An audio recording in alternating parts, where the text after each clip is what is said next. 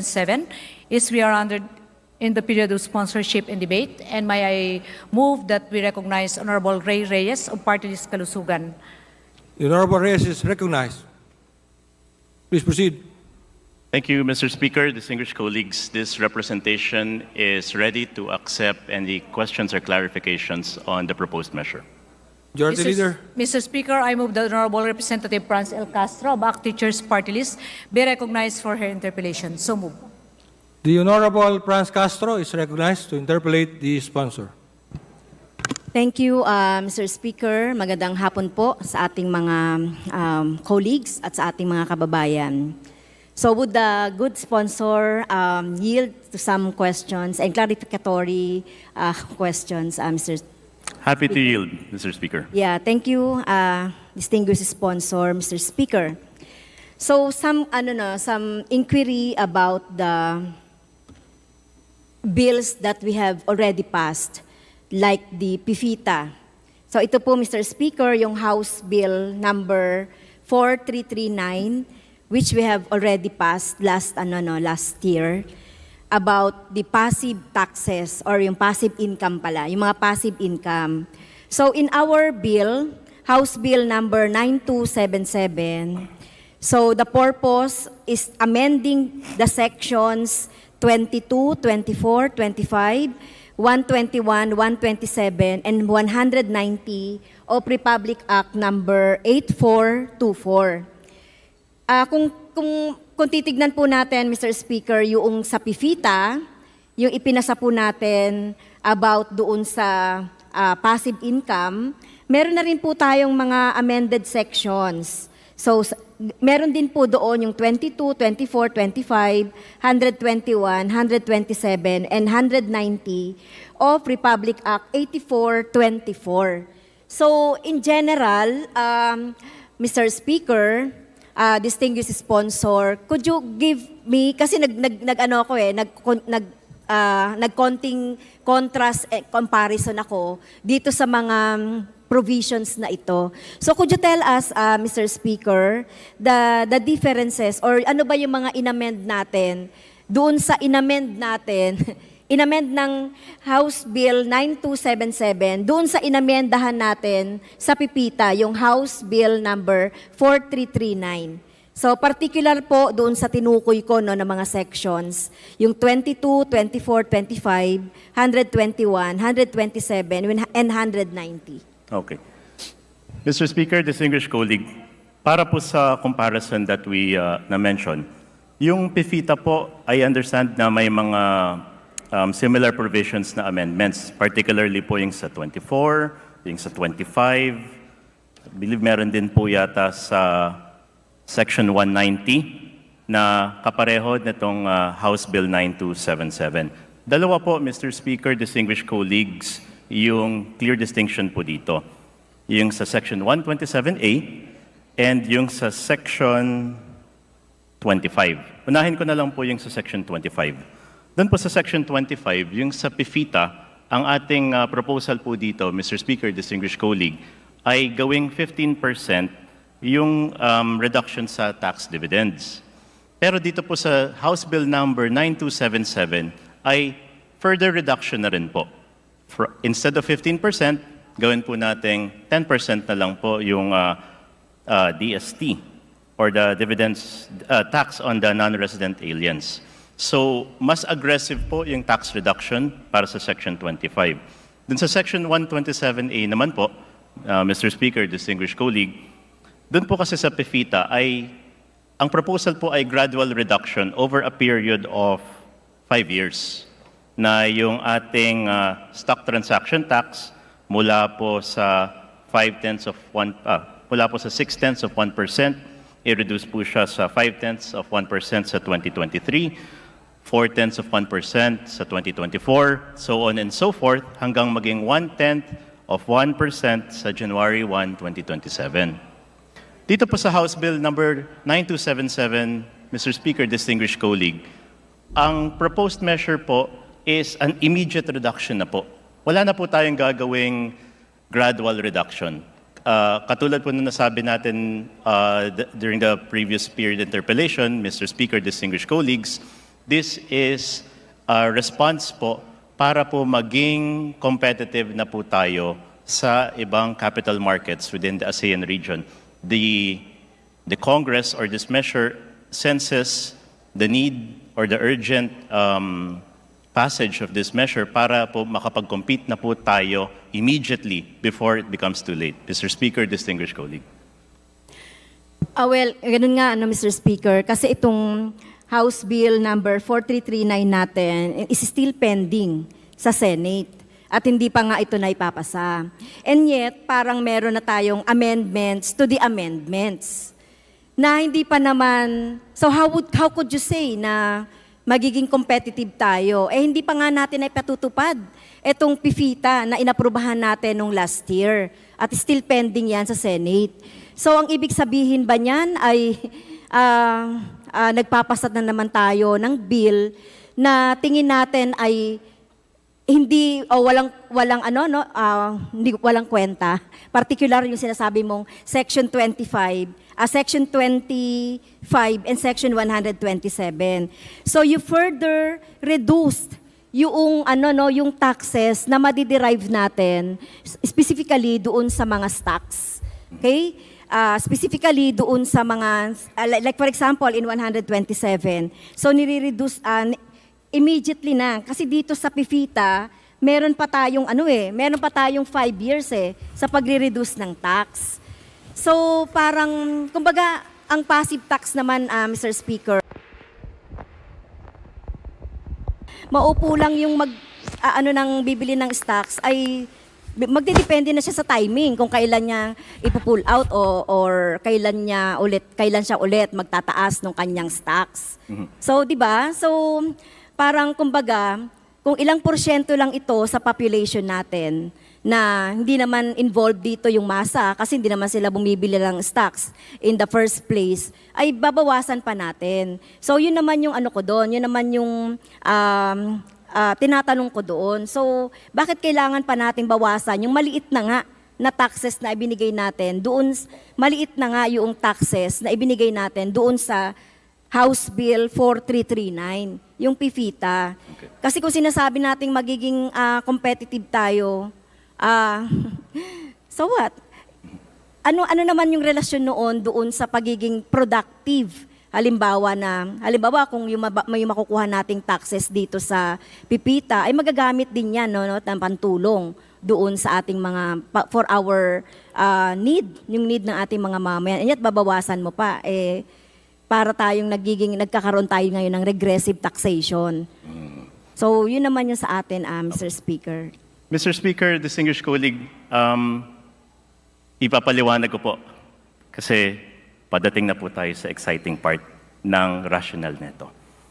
Yung reduction po ng stock transfer tax from 0.6 to 0.1%, katulad po ng nabanggit natin, based on empirical and historical evidence po, ay nagpapataas ng stock transaction volume, nagpapalaki ng merkado, at ang ating estimate po ay pwedeng ma-infuse sa ekonomiya is close to $77 billion, maybe in a span of 1 year or even 3 years.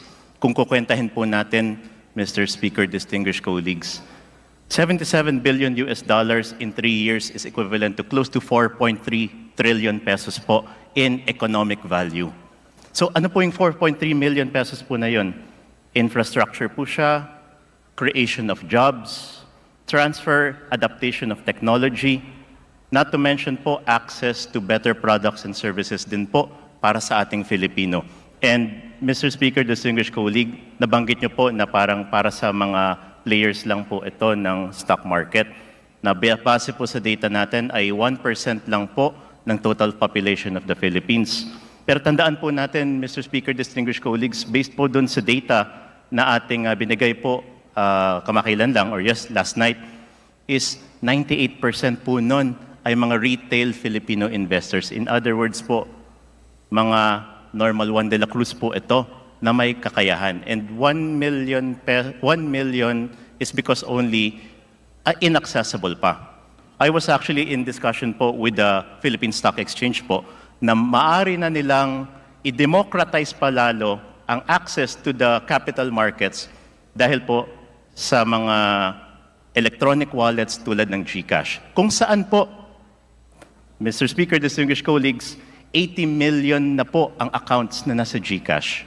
Now imagine po natin, distinguished colleague, Mr. Speaker, 80 million po of the Filipinos now suddenly have access to the capital markets para po makakuha at makapag-benefit sa passive income. I think yung sinasabi po natin na 77 billion US dollars might be on the low side pa po. Now that we have an access to technology wherein most of the Filipinos who are apparently interested or have the potential to be interested in the capital markets now have access due to these kinds of technologies. Mr. Speaker, distinguished colleague. Okay.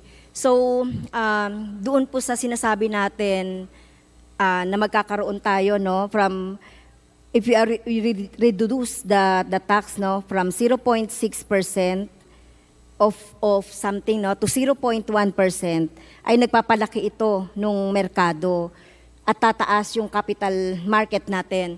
So, tingin natin assumption lang siya. Kasi ang sinasabi mo kanina, ano yung magiging ano yung magiging target. So meron na ba tayong target halimbawa doon sa from 1% na total population na involved dito sa capital market na ano ba yung target natin na ma-attain kung magkano ba sa bahagi natin sa Pilipinas na ma-attain natin. Kasi parang kahapon ang narinig ko malulos natin 2.5 billion. Tama ba? When we reduce. Yan yung value na mas lumiit pa doon sa pipita na expected natin. So ano naman yung katumbas niyan? In volume, halimbawa, di ba? Sinasabi lang natin na magpapalaki ng market, tataas ang capital market. So can you give us the projection in the first 5 years kung meron na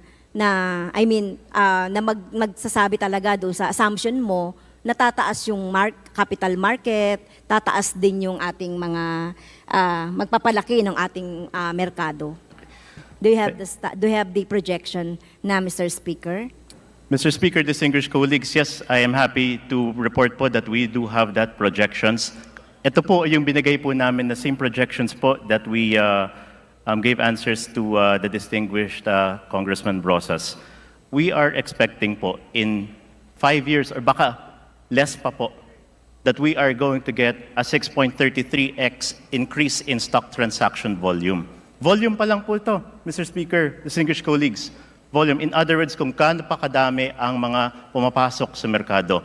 Yung equivalent po of that growth na 6.33x is katulad po na nasabi natin, Mr. Speaker, distinguished colleague, 77 billion US dollars in 5 years or less. This is, of course, like every economic projections, all of these are based din naman po on assumptions based on empirical and historical data. Mr. Speaker, Okay. distinguished. Yung binabanggit niyo pala, Mr. Speaker, na 77 billion in 3 years?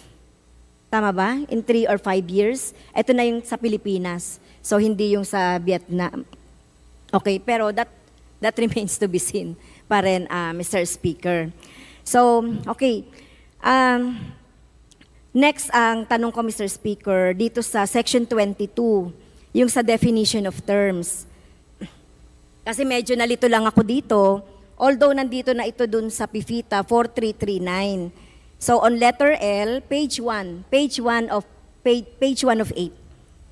So the term shares of stocks shall refer to share of stocks of a corporation, warrants, etc. So when we are defining terms, pag nag-define ba tayo ng terms, ginagamit natin yung term na dinidefine natin. So kasi ang alam ko, pag share of stocks, ano yung dapat na term na ginagamit natin? Kasi iaano rin naman natin ito, ina-amend na rin naman natin. So we do not use the same term doon sa pagde-define nung terms na gusto natin. Kasi parehong nandiyan yan sa PIFITA at saka nandito sa House Bill 9277. So, di ba ang shares of stocks, using other term, pwede siyang maging equity or whatever. So we do not define it as it is. On page 1, line 6 nung ating bill 9277. So ganun din naman doon sa pipita. Okay, but it's the same. So bakit ginamit natin ulit yung shares of stocks doon sa pag-define ng shares of stock? Mr. Speaker, distinguished sponsor, I'd like to seek clarification po. Kasi po, ang binabanggit niya po is that yung shares of stock refers to shares of stock. Tama po ba? Yeah. So tignan niyo po yung page 1 nyo. Page 1 of 8. On line 6, letter L, the term shares of stocks shall, so tinanggal ninyo yung include, so ginawa ninyong refer to shares of stocks of a corporation. So, how would you define ba yung term? Di ba, pag dinidefine natin ang term, nililinaw natin ano yung ibig sabihin ng term na yan. So parang nalabuan ako na dinefine niyo yung term using the term itself.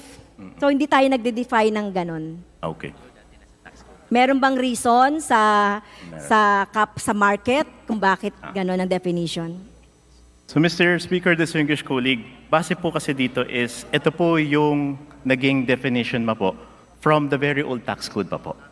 And if we feel na yung shares of stock seems to be defining something that it pertains to, or shares of stock seems to be shares of stock, we can redefine the terms din naman po to fit what has evolved already as the accepted definition or more popular definition po sa lexicon din naman po natin. Yes, oo. Distinguished Yung colleague. shares of stocks, ang intindi ko as layman's halimbawa sa cooperative, may share ako doon sa cooperative. So yan yung SAPI ko, 'di ba?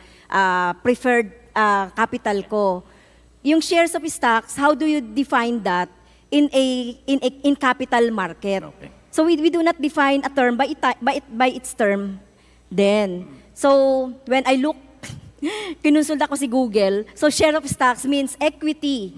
So ibig sabihin, kung tayo, yung shares of stocks natin, nag-share tayo doon sa corporation, yung katumbas ng shares of stocks ko, equity yan, proportional doon sa matatanggap ko, depende doon sa share ko, doon sa capital. Di ba? Yun yun.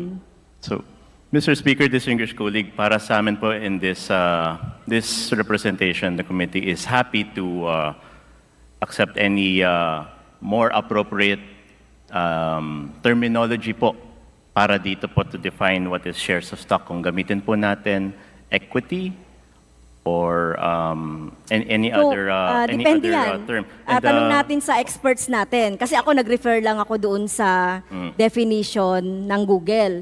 So kung merong ibang definition yan using yung mga term na ginagamit natin sa capital market, so I would be willing din na matuto, di ba? Kasi sa rule natin, we do not define a term by its term itself. So malabo yun. Hindi tayo nagbibigay ng definition ng term kung ganon. Happy to oblige, Mr. Speaker, distinguished colleague, to what is the agreed proper terminology po to amend what is already before in the tax code para po to be appropriate for this amendments dito po sa ating proposed measure. Mr. Speaker, distinguished colleague. Okay, kung ito ba ay equity or whatever, tanong natin sa ating mga experts dyan sa likod. Ano ba ang right term? Baka pwedeng natanong na ng ating sponsor, Mr. Speaker. Mr. Speaker, distinguished colleagues, we are happy to use the term equity para po to define the what is in this line 6, I believe section L po, of section 22 letter L dito po sa ating tax code. Yes, tingin ko mas mas appropriate. Yes. So thank you for for adapting yung definition. Kasi pag sinabi tayong equity, pag naisip ng mga tao yung equity, alam na nila kung anong ibig sabihin ng Okay. Isa pa sa tanong natin, Mr. Speaker, dito sa... Bakit kasama dito, Mr. Speaker, sa bill yung amyenda ng tax treatment ng winnings? Di ba, yung winnings sa lotto or sa mga lottery, sa PCSO. So, originally, di ba, kapag merong 10,000 and below, exempted siya sa taxation. Pero parang ang nilagay natin sa definition dito, by the way, unahin muna natin ang tanong, bakit naisama dito yung winnings? Although passive income ito, so tingin ba natin, Mr. Speaker, na kasama din ito doon sa ina-amend natin at syempre, kasi nakalagay dito sa amendments ninyo, parang tinanggal nyo na yung 10,000 and below. Tama ba ako? Mr. Speaker, distinguished colleagues, while we are looking at the other provisions po, bibigyan ko po yung rationale kung bakit po natin gustong bawasan yung taxes para sa winnings on lotto and sa, I believe, lowering tax on PCS on lotto winnings. Ito po ay dahil yung documentary stamp tax na nandito po, para lang po makuha ng PCSO yung target price nila para sa mga tickets, inaabonohan po ng PCSO para lang yung doc stamp. At saan po nila kinukuha po yan? Okay. Hindi po sa price fund kinukuha. Sa doc stamps po ito. Yes, pero kinukuha po nila yung pambayad para sa doc stamps sa charity fund. So dahil po dito, ang proposed measure po natin para po magampanan ng PCSO yung kanilang mandato, which is charity, yung kanilang medical missions, mga kailangan para sa pagpapagamot and other charitable endeavors, pag binawasan po natin yung taxes para dito po sa winnings, etong lalaki po ulit yung charity fund. And pag lumaki po ulit yung charity fund, Mr. Speaker, distinguished colleagues, it redounds po ulit to the benefit of those who are in dire need para po sa mga medical and other assistances po ng PCSO para po magampanan po nila ang kanilang mandate. Yun lang po, Mr. Speaker, distinguished colleague. Okay. So dito sa section 24, no, kasi yung sa amendments niyo po ba, except Philippine Charity Sweepstakes games and lotto winnings, ine-exempt nyo ba yan? Kasi ang ating pong pinag-uusapan dito, Mr. Speaker, ay capital markets. Kapag sinabi nating capital markets, ito yung venue where funds are exchanged between suppliers and those who seek capital for their own use. Mga suppliers like yung mga bangko, yung mga investors, yung mga seeking for capital, usually mga businesses, government, individuals, na nagaganap ang trading sa iba't ibang financial instruments gaya ng equity o ng shares of stocks. So bakit naman naituring natin yung mga winnings na kasama dito? So mas maganda siguro, no, yung like for example yung documentary stamps na isinama natin dito na pwede mapagkuhanan o maibaba yung tax, ay baka mas appropriate yun. Kasi do we consider, Mr. Speaker, yung winnings as capital market? Mr. Speaker, distinguished colleague, while it could be debatable naman po kung capital market po siya, without a doubt po, it is a passive income.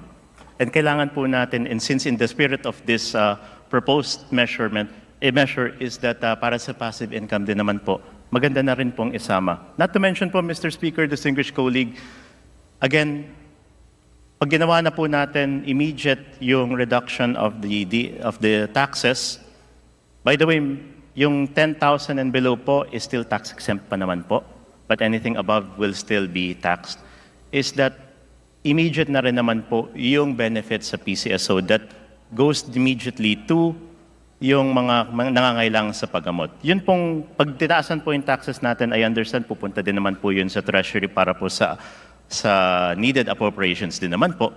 Ngunit alam naman po natin sa ating lipunan ngayon that one of the biggest concerns is healthcare and access to quality, equitable, and sometimes, if possible, Okay. free healthcare. Yes. And yun po Dun- yung mandate sa PCSO, and this will redound to the Yes. benefits of such constituents. So I agree po no yung paggagamitan noong mga proceeds dito sa taxes na kinukuha natin from the winnings. So agree po ako doon. Pero sa ganitong definition po ng capital market, bakit nakasama no sa section 24 yung winning? Yes, yung winnings are passive income, just like yung mga stocks, pero hindi naman pasok sa definition ng capital market ang winnings. So parang nakakalito lang po no na mabanggit itong winnings. Remember, 'di ba, meron tayong rule na one bill, one subject rule. So under our constitution, section 26 paragraph 1 ng article 6, yung sa rules natin sa section 42 dapat ay one bill, one subject.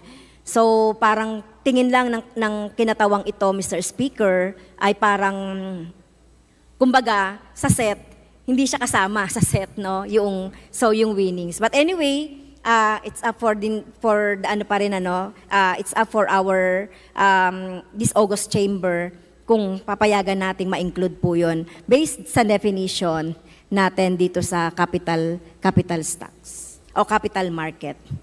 Okay? So yun lang po, Mr. Speaker, yung mga clarification ko lang dito sa House Bill number 9277. So lumalabas, Mr. Speaker, may ano tayo, no? May pagkakamali tayo. Or nag-a-adjust lang ba tayo doon sa current trend ng ano, no, kung bakit natin ulit nag-amend tayo doon sa amended na hindi pa naman naipapasa ng Senado yung PIFITA. So yun lang po, Mr. Speaker. At ito pong pinag-uusapan natin ito, although may mga assumption tayo, pero yung beneficiary nito ay, at ang gumagamit lang nito ay 1% lang na total population, na tingin natin na hindi rin naman to malaking pakinabang sa ating mga sa masa. Thank you, Mr. Speaker. And thank you for our distinguished sponsor. Thank you, Distinguished colleague, Castro. Mr. Speaker, thank you very much. Majority Leader.